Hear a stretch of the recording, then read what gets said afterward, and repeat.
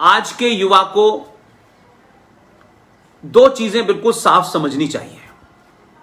मैं ये नहीं मानता कि मेरे कहने से ही वो समझेंगे, कुछ समझ रहे हैं, काम कर रहे हैं, लेकिन मैं एम्फेसिस उन चीजों पे देना चाहता हूं जिससे कई सौ सालों, हजारों सालों तक आपके किए हुए कार्यों से आपका न सिर्फ ये राष्ट्र बचेगा, बल्कि राष्ट्र की परंपराएं, उनके आदर्श, उनके मूल्य, आस्थाएं, उपासनाएं, ये संस्कृति, ये सनातन, उन कामों से ये तमाम सारी चीजें जो हजारों साल से हमारी पहचान है, जिनका उपहास, जिनका मजाक आने वाली इस देश में विदेशी ताकतों ने,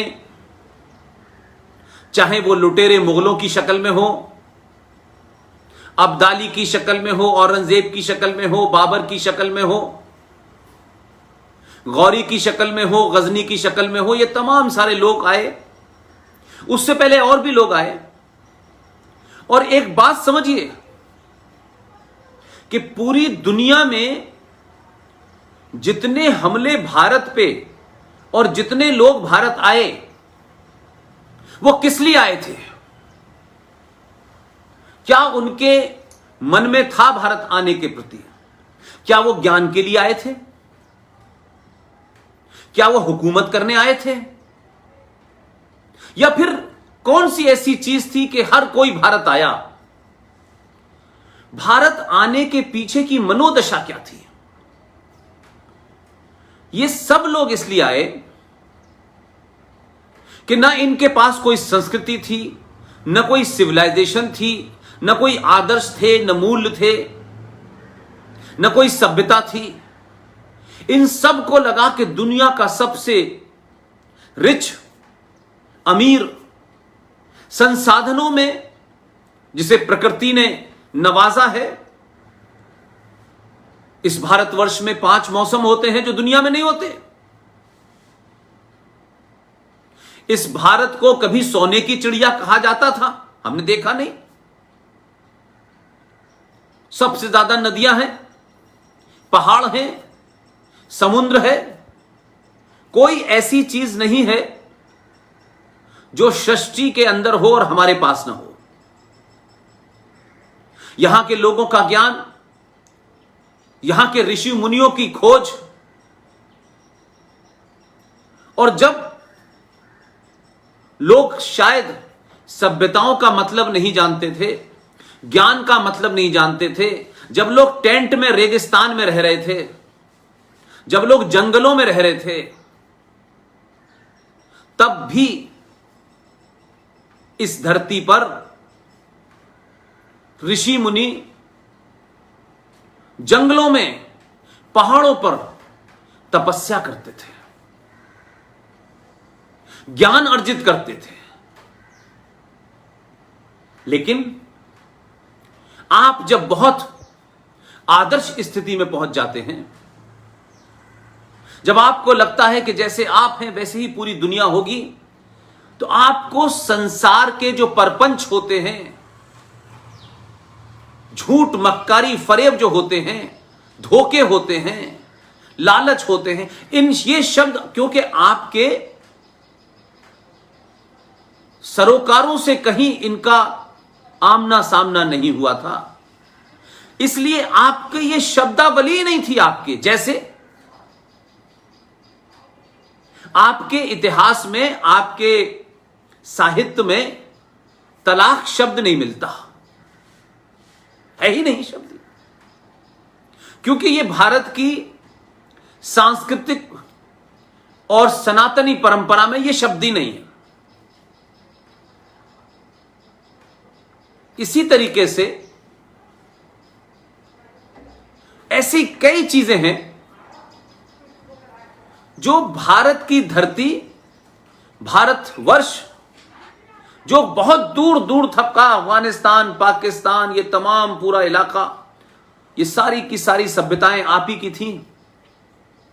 लेकिन धीरे धीरे धीरे धीरे दुनिया को लगा कि ज्ञान लेना है, रुपया लेना है, सोना लेना है, तो सबने भारत की तरफ रुख किया और वो आए। और यहां आने के बाद कुछ व्यापारी की शक्ल में आए, व्यापार के नाम से आए, और जब उनको लगा कि व्यापार के नाम से यहां हमने अपनी ताकत और यहां के लोगों के आदर्श को समझ लिया है, ये भोले भाले लोग हैं, इनको बहलाया जा सकता है, फुसलाया जा सकता है, और उनके पूरे मायाजाल को आपने समझा नहीं, लिहाजा वो यहां ईस्ट इंडिया कंपनी लेके आए थे और फिर उन्होंने राज्य स्थापित कर लिया।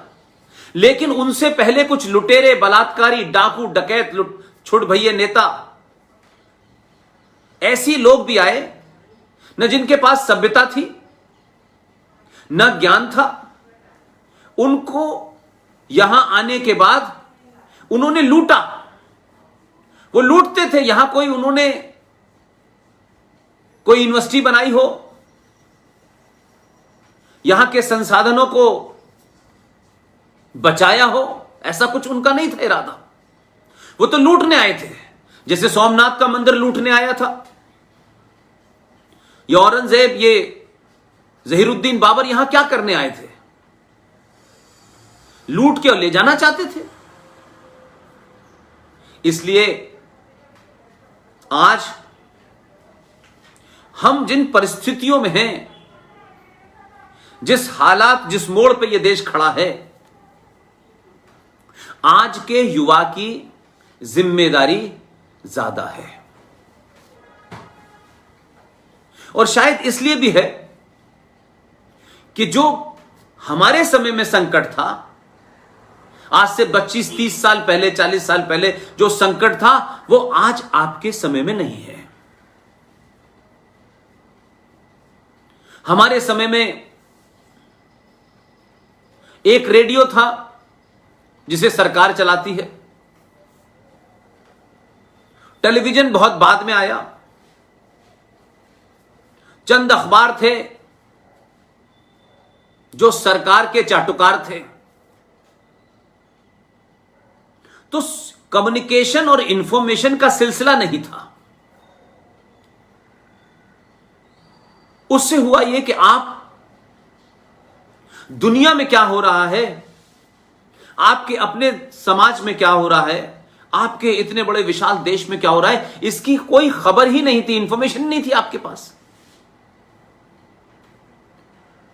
तो अलग अलग समय पे,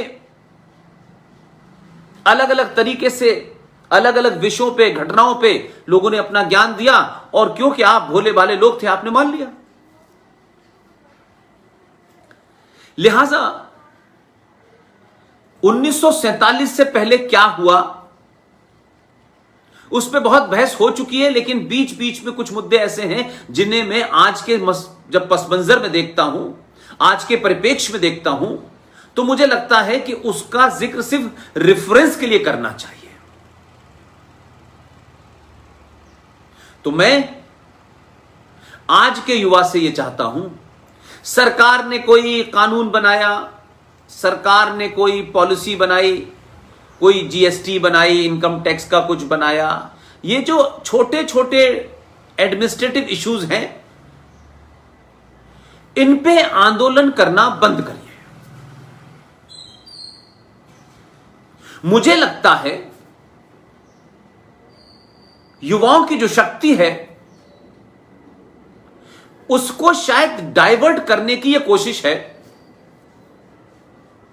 और यह रही है, और ये 70 साल से नेताओं ने, सत्ताओं ने यह किया। इसलिए वो युवा उन मसलों पर आंदोलन करता रहा जिससे राष्ट्र का बहुत भला नहीं होना था। इसलिए मैंने कहा कि राजनीतिक भारत यानी पॉलिटिकल इंडिया का विभाजन कई बार हो चुका है, यानी राजनीतिक भारत कई बार टूटा है,